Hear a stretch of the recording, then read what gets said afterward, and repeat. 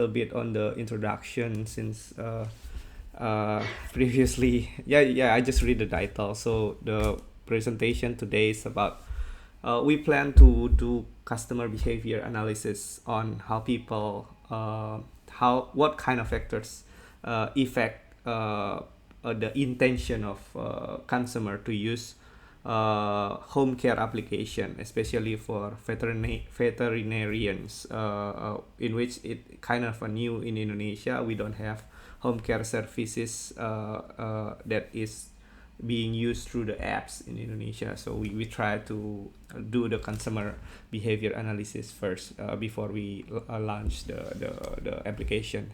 So this is a joint project between several universities, which is also supported by funding from our government, so that we try to share it today to see whether is there any input from the audience, especially from Mexico or others region here around the world. So basically, we are from Indonesia, and my name is Perwira Redi. Previously is my student Fredlina, Dr. Reny from ITS Surabaya, Dr. Adji, Mr. Adji from Universitas Pertamina, and Anisa Larasati, Dr. Anisa, Dr. Safarudin also from BINUS University, same institution with me, and we conduct this research in pair with a startup company that is starting home care services, but for medical practitioners. So previously they work on for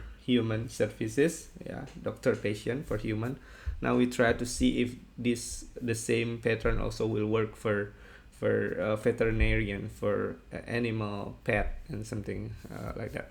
So basically, yeah, we are trying to have like before we launch the application, we try to analyze first what kind of factor will affect the consumer, that is being the most significant factor that we need to consider before we tweak again our applications.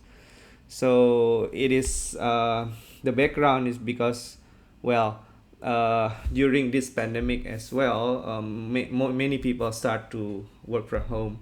They also start to see what kind of hobby, what kind of things they can do more at home, especially related to their lifestyle.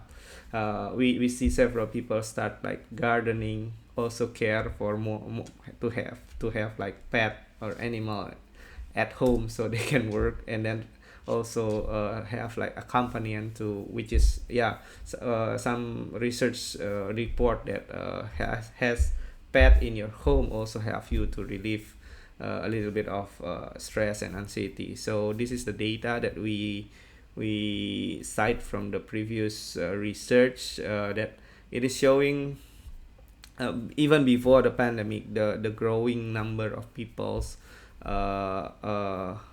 care for having a pet ownership is already increasing.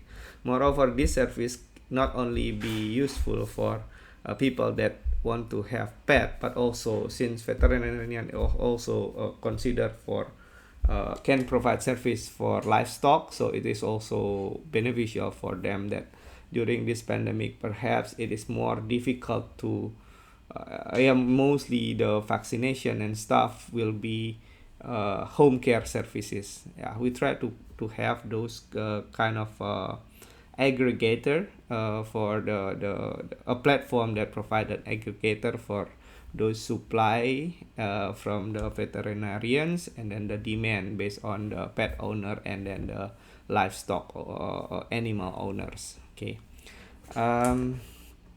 Yeah. So but before we develop the systems, the apps, of course we want to see first what kind of apps are necessary to be fit with the consumer, and then the intention, so that they, since it's a new services, so we want to see whether this kind of factors affect their intention to use the platform or not. Okay, so we try to develop some combination of frameworks. It is a quantitative methodological survey method, which is known as structural equation model. Basically, it's utilized the power of multivariate analysis statistical tools to analyze several latent factors, factors that is difficult to be quantified, but with this help of a questionnaire and tools, we can see at least the quantification of those framework, and we can analyze it easier based on the response provided by the we can say this is the candidate of the consumer for our products. So in this case, since the product is a technology product, is a digital product, so we see and we explore several theory related to those behaviors in the frameworks. And we found that there are several theories such as the technology acceptance models, unified theory, information diffusion technology and theory, and the last one, which is most often used, was the combination of both frameworks, which is called unified theory of acceptance and use of technology. We found that this theory quite suitable with what we are doing here in analyzing our consumer intention to use the framework that we are developing, which is the home care service for the pet and animals, livestock animals. Okay, and then instead of relying only on one frameworks, we are also exploring several theory that also related to how normally people behave adopt before they adopt some things in their life. So it's based on several factors such as their attitude, the subject, the norms in their environment, and then the perceived behavior control based on their perspective. So this the most related theory to this we what we found was the theory of planned behavior, so that we combine, since we see the intersection between these two frameworks, we try to combine those two frameworks, and then there we go with the combination of frameworks that we are going to use for this research. Well, basically in this research, then based on the conceptual framework that we have, we try to conceptualize what kind of hypothesis that we are going to see based on the result of our survey. So there are 10 hypotheses, which is basically derived from all the link between those latent factors that we are trying to analyze in our models, conceptual models. Okay, so I would not try to really read it in detail, but basically based on this model, the theory mentioned that in order to people for people to actually use the system, they need to have a positive relationship between their intention to use before they can actually use the systems. So this we start from the end of the factor here, and then what kind of the factors affects the intention of people to use the new technology. So based on the theory of planned behavior, there is three things, which is the attitude of that persons towards the technology itself. So that if they have a positive attitude on that technology, they will try to use it. Okay, they will intend to use it. And then the subject norm, in which means that the how their environment, how their surroundings, whether they already start using it, or if this kind of surrounding and environment has a positive impact on the positive how to say relation with the intention to use. So basically it will lead to the actual use of the system.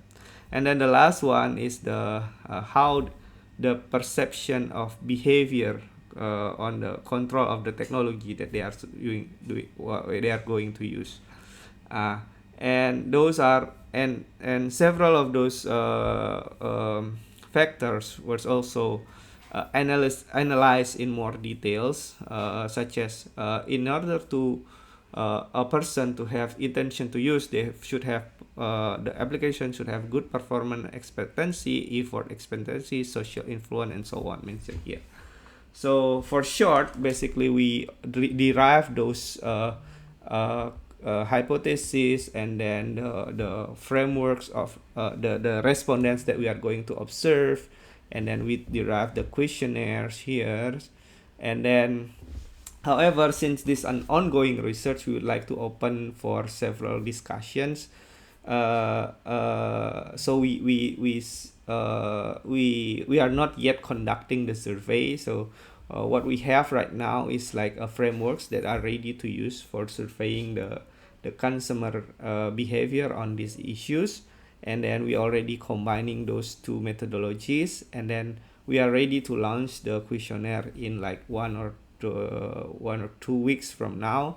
And we are hoping actually more discussion from the board today, so we can, if there is something we miss, we can like have a good discussion there.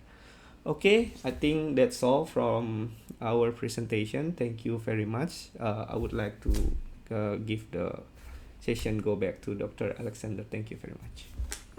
Thank you for a wonderful presentation.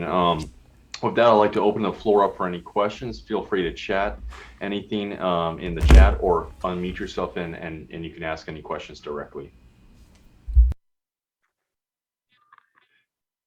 Well, I have a question. I'm kind of interested in this telecommunication, especially for veterinary studies.